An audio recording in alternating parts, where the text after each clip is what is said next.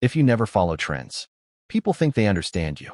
They assume you're stubborn, detached, or just trying to be different. But psychology shows something far more interesting. People who consistently ignore trends aren't rejecting society. They're responding to it in a very specific psychological way. And once you see what's really happening in their mind, you'll never look at trends or your own choices the same way again. Point 1. They don't trust popularity as a signal.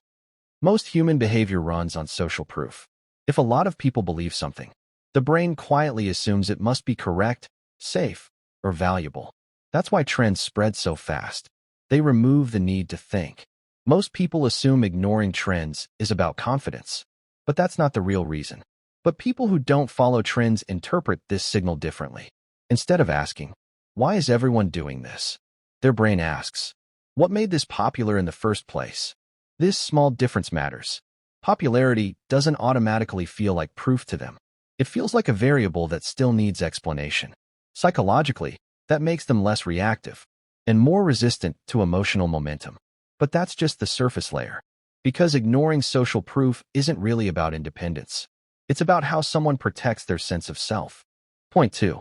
They protect identity more than social safety. Trends aren't just behaviors. They're identity shortcuts. They signal who you belong with, what you value, and what kind of person you are. For most people, following trends reduces social friction. But people who never follow trends anchor identity internally, not socially. Their self-image is built on personal values, internal consistency, and on long-term beliefs. So when a trend clashes with that identity, it doesn't feel harmless.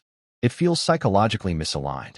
Not because the trend is wrong, but because adopting it would feel like performing a version of themselves that isn't real. To them, standing out feels less costly than self-betrayal. That's why they often appear calm under social pressure. They're not resisting others. They're preserving coherence. And that changes how they experience time. Because once identity is stable, urgency loses its power. Point 3. They think in longer time horizons. Trends are optimized for the present moment. They reward speed, visibility, and immediate relevance. But people who resist trends tend to think further ahead. Instead of asking, "Will this matter right now?" they ask, "Will this still make sense later?" This future-oriented thinking weakens FOMO.